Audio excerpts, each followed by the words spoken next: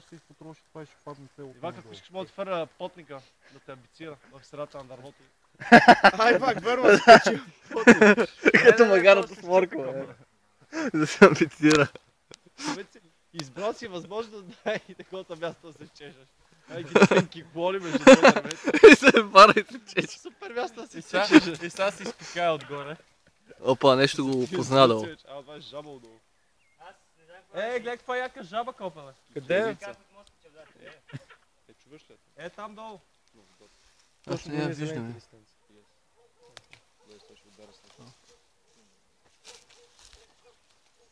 Тук минава, ама израта, бе. Качи се си мина. Виж и на мръдна връзка. А това костенурка. Абе, не костенурка. Червенобуза. Къде е? Зад гърба ти. Имайте радио. Преследвате. Там долу, дето е зелен. Точно зад гърба ти, бе, копа. Трябва да оцелиш. Трябва да оцелиш. 7 часа. Там дето ли стен. Долу.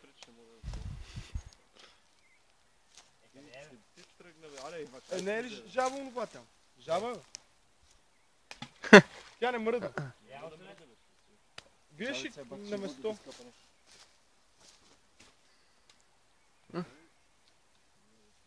Чай, я спад.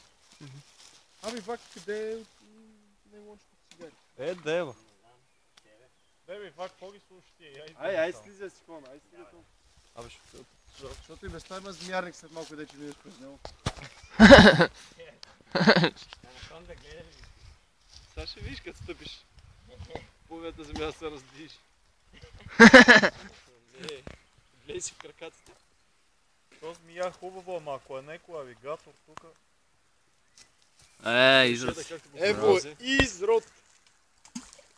Не е змия, човек. Ай, некой да го бутне накрая в водата, бе. Дърветата и сега вика, ох, коприва. Аз го оцелих с предното, бе. Нямаш нищо. Браво.